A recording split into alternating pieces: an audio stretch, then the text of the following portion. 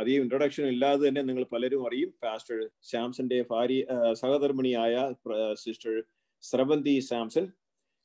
പുള്ളിക്കാരി ദൈവത്തോടെ സംസാരിക്കാൻ പോവുകയാണ്.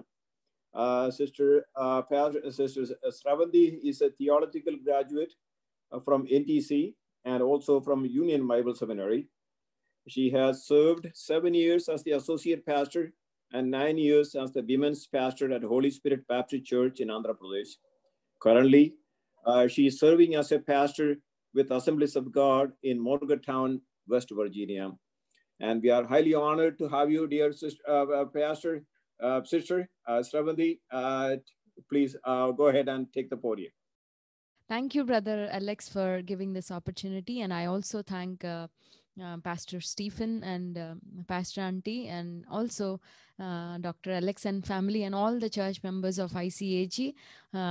ICAG is a very dear church to us here in the United States, and the church has really taken care of us the time that we were in Chicago, and the church has been a great support even after we moved out from Chicago and have come to Morgantown.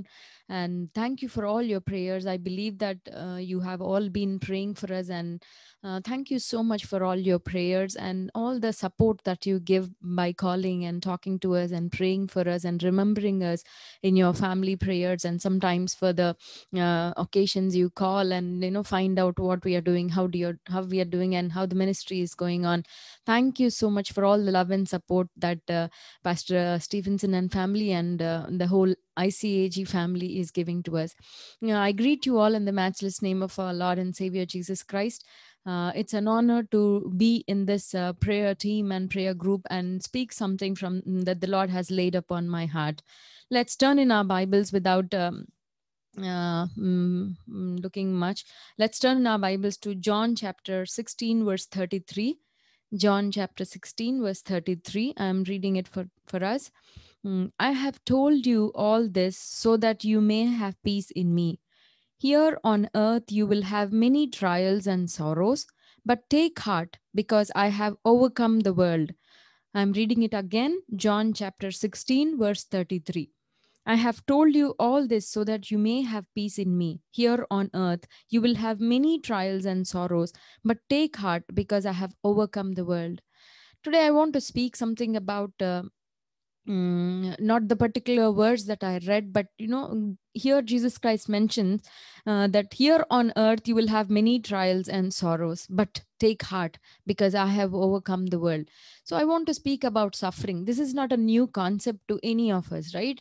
All of us know what is suffering, and most of you who have come far away from our country and who have been here, everyone knows, both in their spiritual lives and also in their careers and in their external lives, all the suffering that they went through, and after the suffering how God blessed them. And today what we are is not just it did not happen in a day, or it did not happen in a second, right? It all happened after a lot of struggle, lot of suffering, and we went through it. We overcame it, and God helped us to stand in those situations, and He had brought us thus far.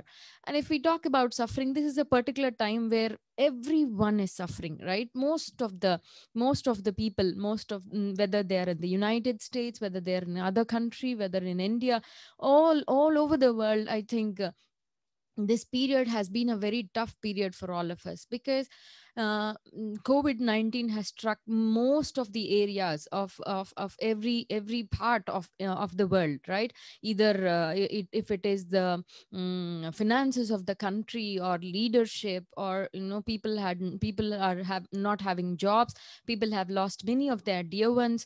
Our families are being affected, and some of our church members are being affected by COVID. Some could recover, some could not, but in all these situations, all of us are being affected by this suffering, right? This is a period that all of us are suffering together.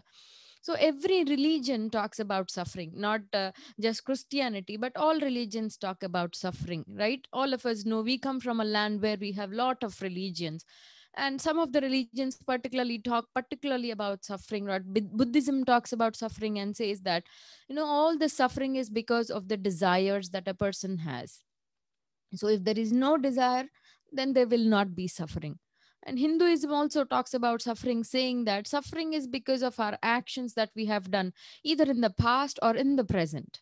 However it is, there is suffering in the world, right? And today we will look in the Bible how the Bible is responding to suffering, or some people in the Bible are responding to suffering, or how the Bible talks about suffering in the Old Testament and the New Testament. And as New Testament Christians, what are we supposed to be doing in the times of this suffering, right? If we look into Genesis chapter 1 and 2 in the Bible talks about suffering, not in the first two chapters, right? The first two chapters, it looks like everything is nice, because God says everything is good, it is good, right? But in the third chapter we see, if we turn in our Bibles to Genesis chapter 3, we know the whole story, right? Adam and Eve did not listen to what God said, and they have done according to their will. And then we see that in the third chapter of Genesis, God confronts them for what they have done and asks them what it is, what did you do? And after that, God speaks these verses. In 14th verse, chapter 3, Genesis, I'm reading. So the Lord God said to the serpent, because you have done this, you will be punished. You are singled out from all the domestic and wild animals of the whole earth to be cursed. From now on, you and the woman will be enemies, and your offsprings and her offsprings will be enemies. Then he keeps talking to woman and says, you will bear child with intense pain and suffering. And he talks to Adam and says, and to Adam he said, because you listened to your wife and ate the fruit I told you not to eat, I have placed a curse on the ground. All your life you will struggle to scratch a living from it. So we see that suffering started in the Bible, according to the Old Testament. In Genesis we see, because of the consequences of Adam and Eve not listening to God's words, or because of the sin that has started by Adam. The consequence of that is considered as suffering, right? God speaks to women and said, now you will suffer. And he speaks to Adam and say, because you did this, because of this particular thing, right? And if we look into the Old Testament, all through the most of the story of the Old Testament, we see that it suffering is considered as a punishment from God for what we have done, for our sins, or the when we go against God's purposes, or when we are not obedient to God, then we suffer. That is the idea of suffering in the Old Testament. If we see the story of Israelites, we see that time and again this happens to the Israelites. After they were rescued from the Egypt, then all through their way, they go against God's will, God's purposes, and time and again they went into suffering. They went into exile with different other nations, like they went into exile with Assyria, then Babylonia, then Persia, then comes Romans, and all these things happened in the Israelites. And it is believed, in their history, it is believed that suffering is the result of the sin that they have done. That is what the belief was. And if we come, that is what is written, right? That is what is understood. But if we see, but God has given a remedy for that. It is not that we also sometimes, because of the consequences of what we have done, the decisions that we take, or the choices that we take against God's purposes, sometimes lead us into some kind of struggle in our lives. But God has always provided a way for that. For Adam and Eve, he told, okay, this is, and this is what happens. And when we come to the New Testament, God gave us a way, saying, First John chapter if we see First John chapter 1 verse 9, it says, if we confess our sins, he is faithful that he will forgive us of our sins. He will redeem us from all the sins that we have done. And also, if we see Romans chapter 6 verse 23, we say, we can see that God gave us the, everyone has fallen short of God's glory, everyone has sinned, but God has given us the gift of Jesus Christ, and through him he has given us eternal life. The gift of Jesus Christ is the one who redeems us, who protects us, or who delivers us from the clutches of sin, or from the consequences of sin. So this has been dealt with. Sometimes in our lives also we struggle with our decisions. We can't we go against God's will, we go against God's purposes, deliberately, or sometimes unknowingly we do this. That's why every time when we suffer, the first thing that we need to check in our lives is if we have done something against God. I'm not saying that God is punishing everyone for everything, no, but at least that is a responsibility, that we have to check our lives to see if the suffering that we are going through in our personal lives, or we would know it, right? The Holy Spirit is with us to teach us and to tell us. So that would be our first step when we suffer, to check if it is because of the uh, deliberate disobedience that we show towards God, or some things that we could not listen. But God is always merciful. We are such a blessed generation, I believe, because we are in the grace period.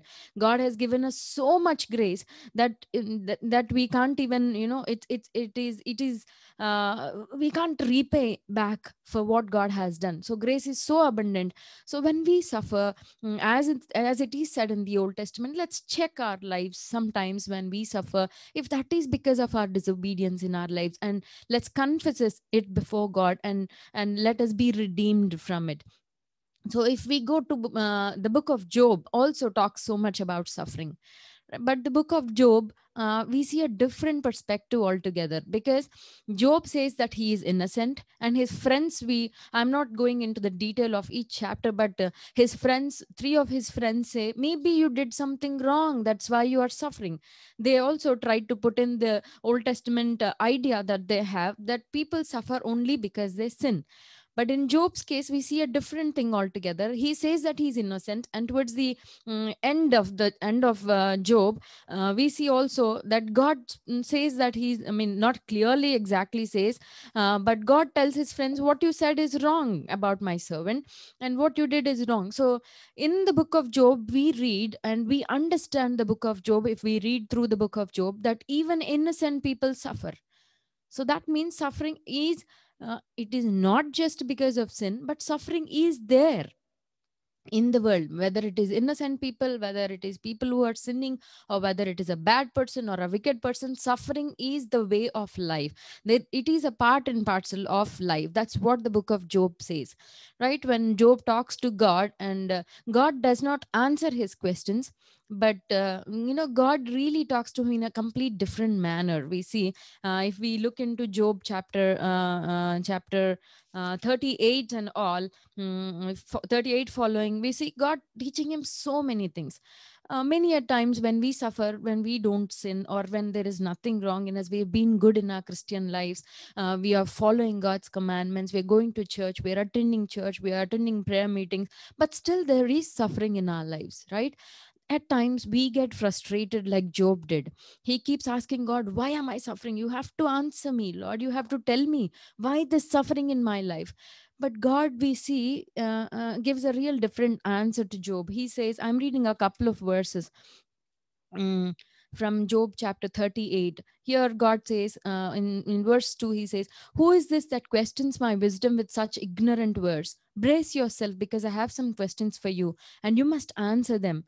Where were you when I laid the foundations of the earth? Tell me if you know so much. And also in the same chapter, I'm reading 33rd verse. It says, do you know the laws of the universe and how God rules the earth? So God is talking to Job, and he's showing him so many things which Job is unable to understand in this universe. The universe is so complex, right? So God talks about two great animals that are, so wild, but yet they are necessary in the universe, and God put them, and nobody else can overcome them. So God shows all these things, and finally, God, in chapter 41 verse 11, he says, who will confront me and remain safe? Everything under heaven is mine. God tries to teach him, showing the whole universe and the complexities of the universe. He teaches him something. What Job learns, we see in chapter 42, verse 3. You ask, who is this that questions my wisdom with such ignorance? It is I. And I was talking such about things. I was talking about things I did not understand, things far too wonderful for me. So in this book of Job, we understand that there is suffering even when we are innocent, even when we are good. Suffering comes in our lives, and from Job what we learn is our response to suffering should be uh, uh, that we need to bow before the wisdom of God. We need to understand that God has much beyond purposes which we really don't understand with our finite minds. There is so much complexities in this universe and so many things that are under God's control, and God knows the best for every living thing what has to happen. So let us, as Christians, as the followers of Christ, let us, take a lesson from Job also when we suffer, even if we are suffering, even if we are suffering when we are not sinning. Let us take a lesson from Job, saying that God's wisdom is the best for our lives, and what God is doing in our lives is the best for us, even when we don't understand it at that point. So let us consider and commit our lives to God's hands. I want to share one of my testimonies at this point. When we were in Chicago, it was coming from India to United States itself was very difficult for me.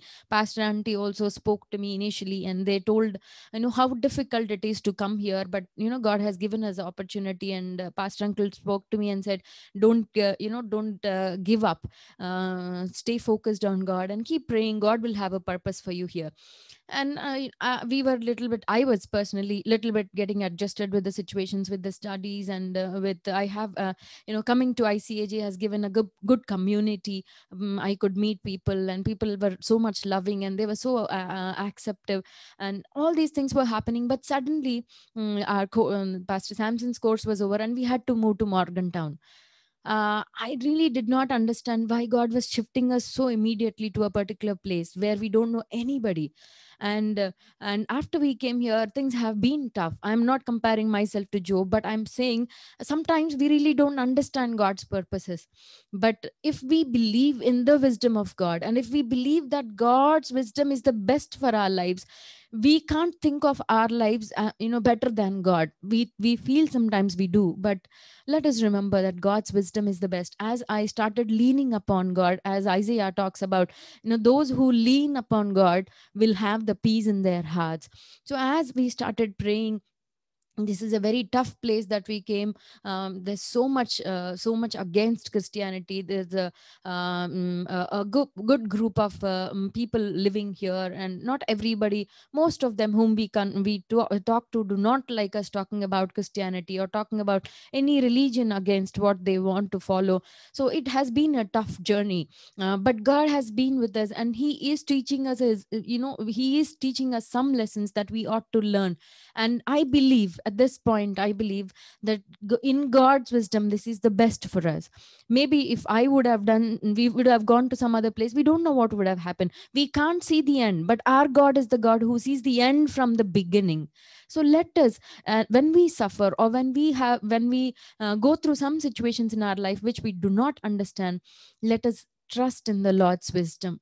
Like Job could learn the lesson from God, as God taught Job a lesson, saying, you trust in my justice, you trust in my ways. You may not understand it at that point. So let us learn the second lesson. When we suffer, even though when we don't understand, let us trust in God's wisdom.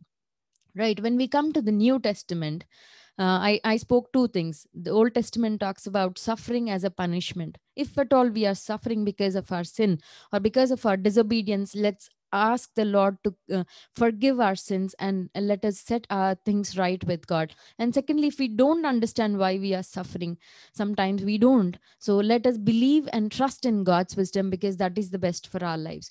And if we see the New Testament, if we talk about the New Testament, so the perspective or the definition of suffering has completely changed in the New Testament. It is because Christ himself has come to this world to suffer for our sins.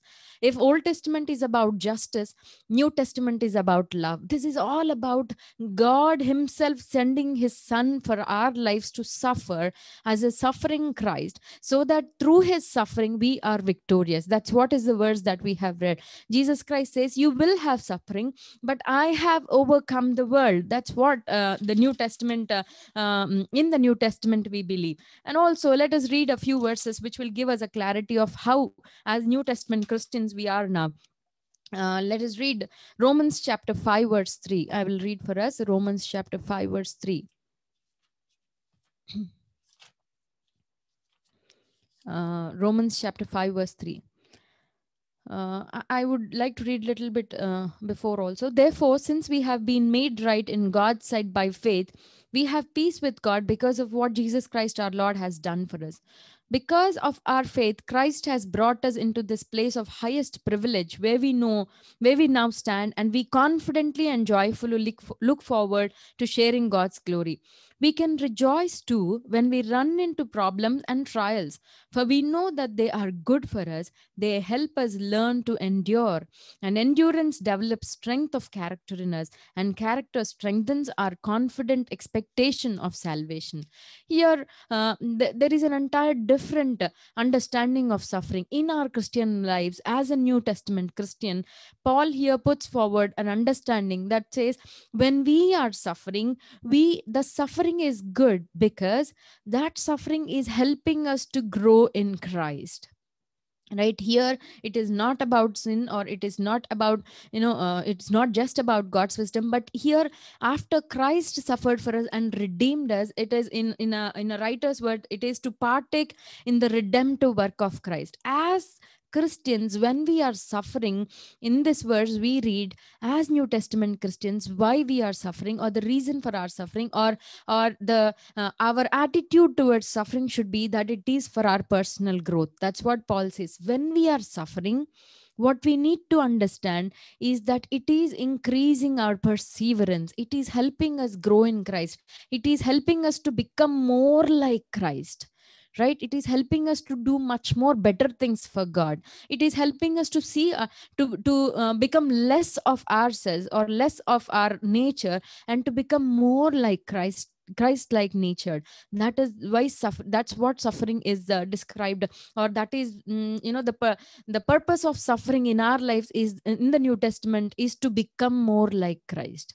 So when we suffer sometimes, as New Testament Christians, as people who are forgiven and redeemed by the blood of Jesus Christ, let us believe when we suffer, it is not that God is punishing us or something else is happening to us or something else. Rather, let us believe that suffering has come in our lives for our spiritual growth, for our faith growth, for us to become more like Christ, for us to be formed into his image. This is why we, when that changes the whole perspective of suffering. That will not, if we look into suffering like that, then we will not complain. That's why Paul says, what can separate us from the love of God? Anything that comes will not separate from the love of God. And even in Philippians, Paul also says that I want to experience more of Christ's suffering in my life. I want to become more like him.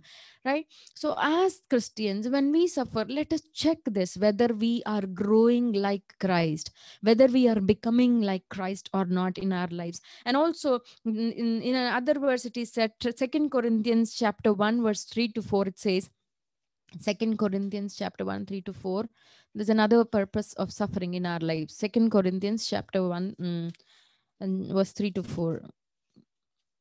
Okay, I'm reading from 2 Corinthians 1 3 to 4. All praise to the God and Father our Lord Jesus Christ. He is the source of every mercy and the God who comforts us. He comforts us in all our troubles so that we can comfort others. When others are troubled, we will be able to give them the same comfort God has given us. So, as New Testament Christians, also when we suffer, first thing, remember that we are suffering. Our suffering should make us more like Jesus Christ. And second thing, as we are experiencing comfort from God, we need to comfort others. what the lessons that we are learning from our suffering, the person that we are becoming, the experiences that we are getting from God, from our suffering, and how God is dealing with us, how God is talking to us. And all these things should help us to comfort others. Very especially in this situation, it is our responsibility to be able to be a comfort for someone else, because everyone, irrespective of age, or irrespective of how rich or poor, or irrespective of anything, everybody is suffering. As Christians, our responsibility at this point of time, I believe, is to comfort others with the same comfort that we have experienced in our suffering. So I want to say a few things about my personal life here. Also, my mom comes from a Hindu background. I've already shared this testimony in our church. My mom shared. My mom comes from a Hindu background, and after accepting Jesus Christ, she was sent away from her house. My grandfather said, "You cannot be in our house anymore because you are, you have accepted Jesus Christ." So after she accepted Jesus Christ, she met my father, and my father saw that my mother is struggling with her faith and all that, and he approached her and said, "I'm a Christian. If you can get married with me, I will, help you to go to church." So my mother believed all this story, and she got married to him.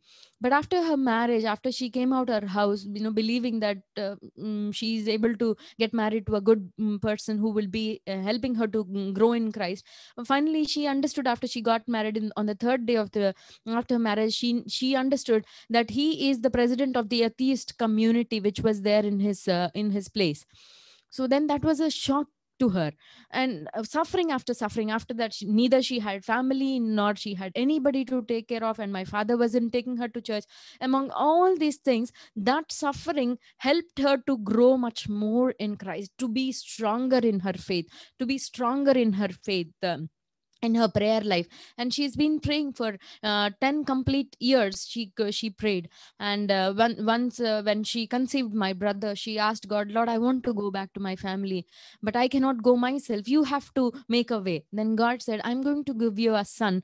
When she conceived, God said, "And he is going to be a bridge between you and your family." And one fine day, God said, "Now you go to your home."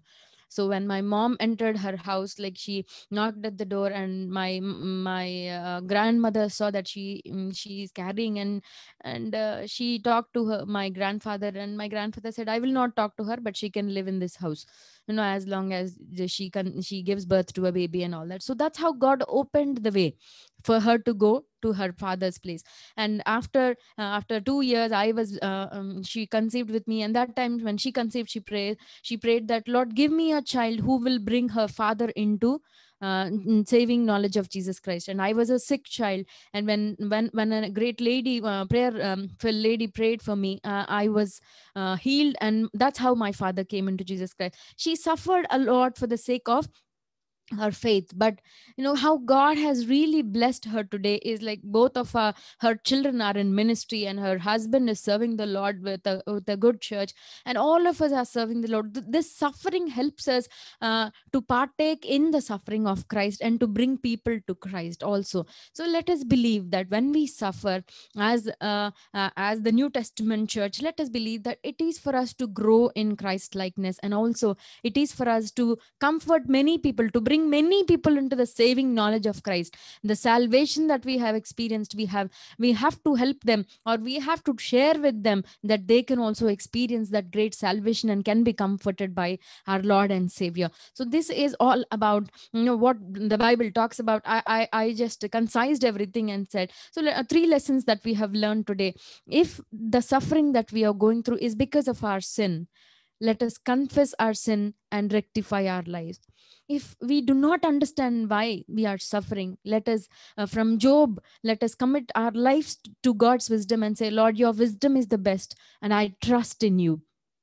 And as New Testament Christians, also let us understand when we suffer that this suffering is for us to grow into the image of God, and also to comfort many people and to bring many people into the saving knowledge of Jesus Christ. So as we, all of us, are suffering, let us mold our lives, or let us change our perspective and not blame God or any other person. Let us try to increase our faith in God. Let us try to lean on God. Let us try to believe in Him. Let us try to trust in Him. As Hebrews chapter 12 says, there's a great testimony of believers that are there. So fix your eyes on Jesus. Do not get into any temptation. Fix your eyes on Jesus. As we are in these difficult times, let us fix our eyes on Jesus. Let us grow ourselves into God's image, and let us help others to grow into the saving knowledge of Christ. May the Lord bless us all with this word. Thank you, brother.